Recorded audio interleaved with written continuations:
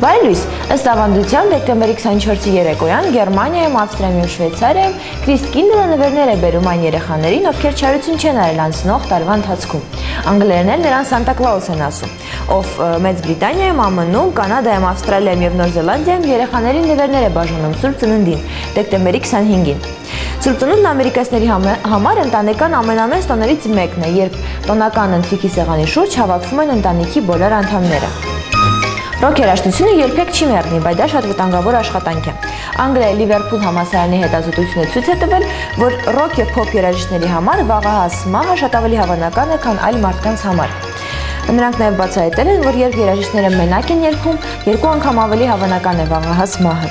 Հետազոտողները նաև ժխտել են այն ժողովրդի մեջ տարածված առասպելը, որ ռոք երաժիշտները 27 տարեկանում մահանում են, օրինակ Ջիմ Մորիսոնը, Ջիմի Հենդրիքսը, Ջենիս Ջոպլինը, Էմի Վայնհաուզը և այլն։ Ըստ հետազոտության ամերիկացի աստղերը մահացել են միջինը 45, իսկ եվրոպացիները 39 տարեկան հասակում։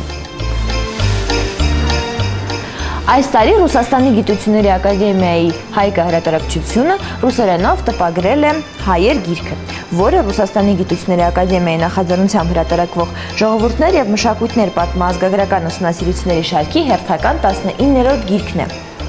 Այսօր ժամը 12-ին Հայաստանի գիտությունների ազգային ակադեմիայի նիստերի դահլիճում տեղի կունենա այդ գրքի շնորհանդեսը։ Իսկ Երևանում այս պահին զրոյից բարձր 5 աստիճան է, ծանոթացեք եղանակի տեսությանը ամբողջ Հայաստանում։